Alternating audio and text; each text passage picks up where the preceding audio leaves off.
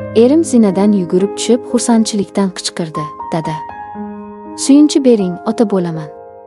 O'sha soniyada pastda choy ichib o'tirgan qaynotamning qo'lidagi chinni piyola yerga tushib, chil-chil sindi.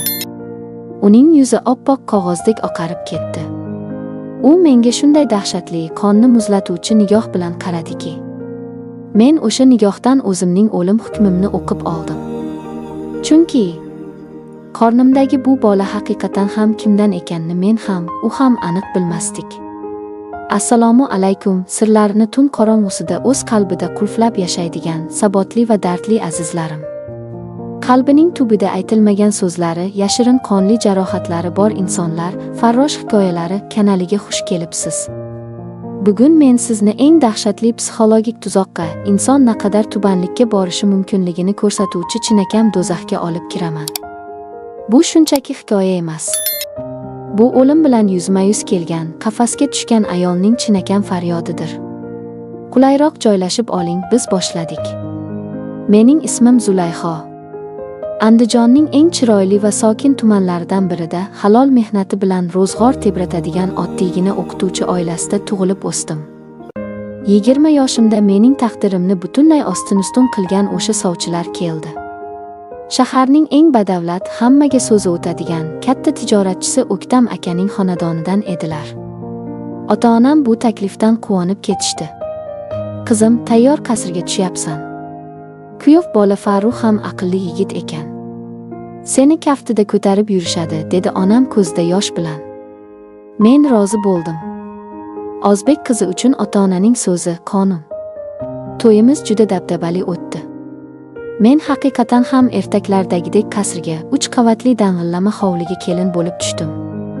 Farruh yaxshi yigit, lekin juda kamgap va sovuqqon edi. To'ydan atigi 1 oy o'tib, u meni yoniga chaqirdi. "Zulayho, mening Dubayda juda muhim biznesim bor. Men o'sha yoqqa ketishim kerak. Sen uyda qolib, ota-onamga qarab o'tirasan. Ishlarimni yo'lga qo'yib, seni ham olib ketaman", dedi u qat'iy ohangda.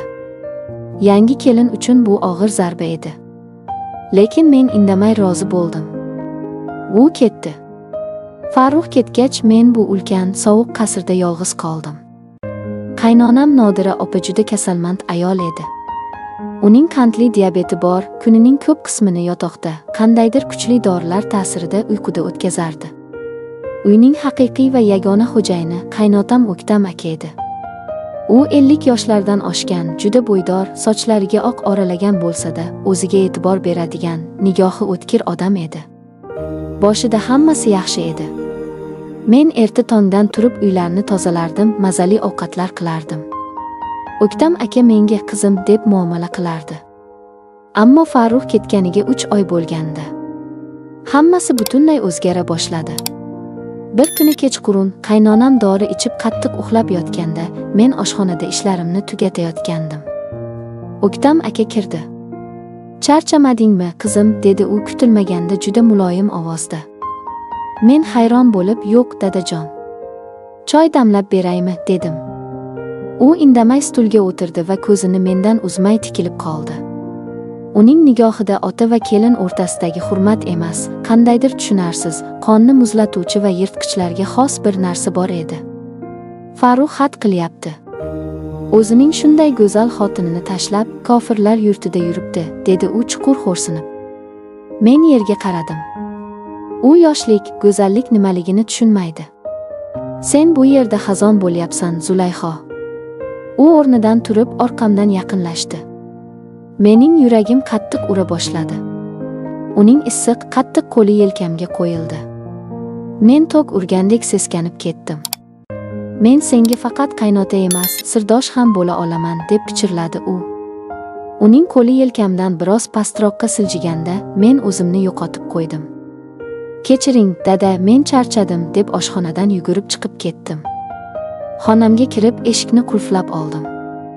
"Yo'q, sen adashyapsan. Ular seni qizi o'rnida ko'radi", deb o'zimni ishontirishga urindim. Lekin bu tasodif emas ekan.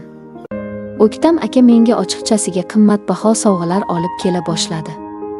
Tilla zanjirlar, eng so'nggi rusumdagi telefonlar. "Bularni qaynonang bilmasin, rashk qilishi mumkin. Bu senga mendan kichik e'tibor, derdi u sirli jilmayib. Men bu sovg'alardan jirkanardim, lekin olmaslikka qo'rqardim. Uning qiliqlari kun sayin ochiq va xavfli tus ola boshladi. Noyabr oqshomlarining birida tashqarida yomg'ir chelaklab yog'ayotgan edi. Qaynonam Nodira opaning ahvoli og'irlashib, u shifoxonaga yotqizildi. Katta huvillagan qasrda faqat O'ktam aka va men qoldik. Men qo'rquvdan qaltirab xonamga kirdim. Eshikni ichkaridan qulfladim. Tungi soat 2. Hamma yoq jimjit. Birdan eshik tutqichi qattiq buraldi. "Zulayho, och", dedi O'ktam akaning yo'g'on ovozi. Men karavotning burchagiga qisilib oldim. "Och", dedim. "Bo'lmasa hoziroq eshikni buzaman va ertaga butun qarindoshlarga, Farruhga, ota-onangga sening xonangda begona yigitni ushlab olganimni aytaman. Meni bilasan, mening bitta so'zim sening hayotingni barbod qiladi." Mening qonim muzlab qoldi. Uning kuchi, uning pullari oldida men kim edim? Oddiy bir chumoli. Mening tuhmatga uchragan ota-onam bu sharmandalikni ko'tara olmasdi. Men titrab, qaltirab borib eshikni ochdim. O'ktam aka xonaga kirdi. Uning ko'zlari olovdek yonardi. "Dada, Xudodan qo'rqing. Men sizning omonatingizman", deb yig'lab oyoqlariga yiqildim. U menga qarab sovuq kuldi. "Men senga dada emasman. Sen endi meniksan. Farruh baribir tezda qaytmaydi." U mening og'zimni qattiq yopdi. "Agar churq etsang, sening ukangni, otangni qamatib yuboraman. Qo'lim uzunligini bilasan. O'sha la'nati qop-qora tunda. O'z qaynotam mening butun hayotimni, kelajagimni oyoq osti qilib toptadi. U o'zining yirtqichlik istagini qondirib bo'lgach, xotirjamgina menga qarab, ertaga nonushtaga chiroyli bo'lib chiq. Unutma, bu bizning sirimiz. Kimga aytsang, oilangni qirib tashlayman", dedi va chiqib ketdi. Men o'z qonim va ko'z yoshlarim ichida polda qolib ketdim. O'zimdan shunchalik jirkanardimki, hammomga kirib terimni shilib yuborgudek yuvindim. Lekin qalbimdagi loyni yuvib bo'lmasdi. Men endi inson emas, uning cho'risiga aylanib qolgandim. Bu holat bir marta bilan cheklanmadi. Har safar uyda hech kim yo'qligida u mening xonamga bostirib kirardi. Men e'tiroz bildira olmasdim, chunki irodam allaqachon sindirilgan edi. Farruh qo'ng'iroq qilganda, "Meni bu yerdan olib keting", deb yig'lardim. U esa, "Nima bo'ldi? Dadalarim xafa qilyaptimi? Sabr qil, oz qoldi", derdi xotirjamlik bilan. U o'z otasining qanday iblis ekanligini tasavvur ham qila olmasdi. Oradan 2 oy o'tdi. Men o'zimda dahshatli, aql bovar qilmas o'zgarishlarni seza boshladim. Ertalablari ko'nglim ayniydi, boshim aylanardi. "Yo'q. Ilohim, bu men o'ylagan narsa bo'lmasin", deb yolvorardim Xudoga. Dorixonadan yashirincha olib keldim. Hammomga kirib, titrayotgan barmoqlarim bilan uni qildim. 1 daqiqa, 2 daqiqa. Testda 2 ta qizil chiziq paydo bo'ldi. Men devorga suyanib, yerga sirg'alib tushdim. Homiladorman. Farruh ketganiga 5 oy bo'ldi. Bu bola O'ktam akadan. Bu qiyomatning o'zi edi. Endi nima qilaman? Bu sharmandalikni qanday yashiraman? Shu payt eshik taqilladi. "Zulayho, nega vannada uzoq qolib ketding?" Bu uning, o'sha bolaning otasining ovozi edi. Men testni qo'limda qattiq siqimlab eshikni ochdim. O'ktam aka yo'lakda turardi. Men uning yuziga tik qarab qo'limdagi testni uzatdim. "Tabriklayman. Yana o'g'illi bo'lasiz. Nabirangiz emas, o'g'lingiz tug'iladi", dedim o'likdek pichirlab. O'ktam akaning rangi oppoq devordek bo'lib ketdi. Uning yuzida men birinchi marta haqiqiy qo'rquvni ko'rdim. Lekin u tezda o'zini qo'lga oldi. U testni yulib olib, polda ezib tashladi. "Iflos", deb xirilladi u. "Nega ehtiyot bo'lmading? Bu bola tug'ilmaydi. Hoziroq yo'qotasan." Men qornimni ushlab orqaga tisarildim. "Yo'q. Men qotil bo'lmayman", deb yig'ladim.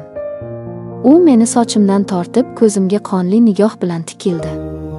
"Agar tug'sang, o'zingni ham, bolangni ham bo'g'izlab kanalga tashlayman. Ertagayoq yashirin klinikaga boramiz. U meni majburlab shahar chetidagi yashirin doktorxonaga olib bordi. Katta pul berib menga dori ichirishdi. Uyga qaytgach, men chidab bo'lmas dahshatli og'riqlar ichida qon yo'qotib o'z bolamni, aniqrog'i o'zimning xo'rlangan qismatimni tushirib yubordim. Men yotoqqa mixlanib qoldim. Qaynonam shifoxonadan qaytgan edi. U mening oqargan yuzimga shubha bilan uzoq tikilib qoldi.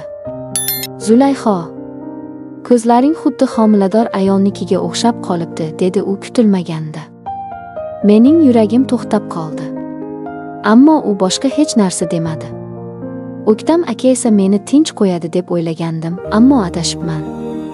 Bola tushgach, u yanada vahshiylashdi.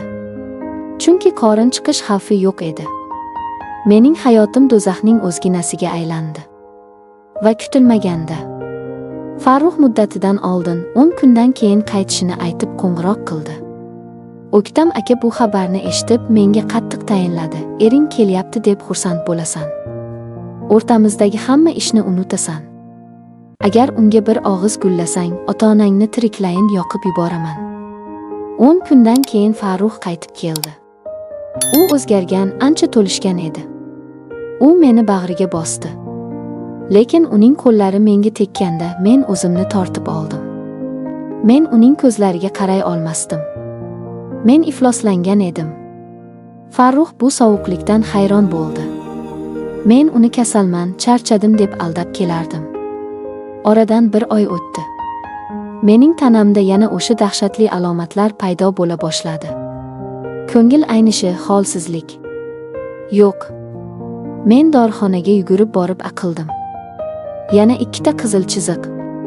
Men yana homilador edim. Lekin bu safar bu eng dahshatlisi edi. Chunki shu oy ichida ham O'ktam aka majburlab, ham Farruh men bilan birga bo'lgan edi. Bu murg'akning otasi kim?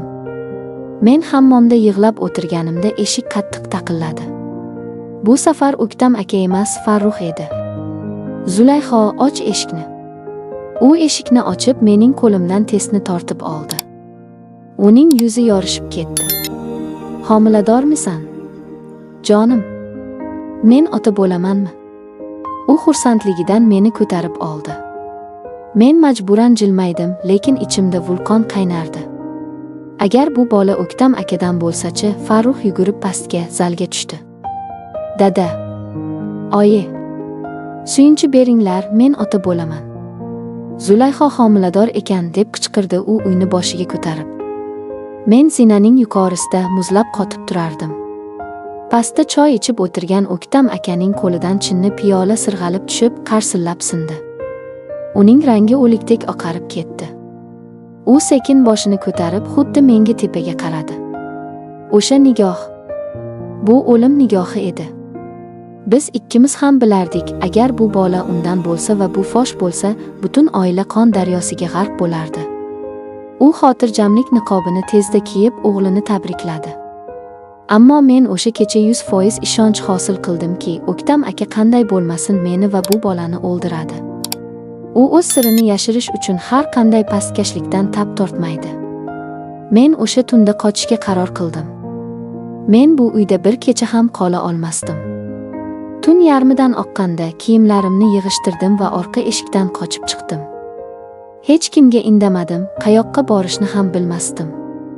Lekin bilgan yagona narsam shu ediki, men bu la'nati do'zaxda boshqa o'lja bo'lishni xohlamasdim. Uzoq shaharda o'z hayotimni boshqatdan boshladim.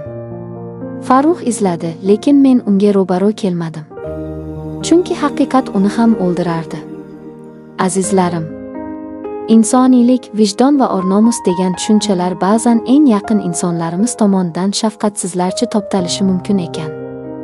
Sabr bu xo'rliklarga jimgina rozi bo'lish degani emas. O'z vaqtida qilingan isyon va qochish o'z qadringizni va hayotingizni saqlab qolishning yagona yo'lidir. Qafas qanchalik tilladan bo'lmasin, u baribir zindonlikcha qoladi. Agar bugungi og'ir, lekin ibratli hikoyamiz sizni o'ylantirgan bo'lsa, videoga like bosib, kanalimizga obuna bo'ling. O'z munosabatingizni, hayotiy maslahatlaringizni izohlarda yozib qoldiring. Bu dardli qizning keyingi taqdiri qanday kechishi haqida siz nima deb o'ylaysiz? Biz bilan birga bo'ling. Farrosh hikoyalari kanalini kuzatishda davom eting. O'zingizni asrang. Xayr.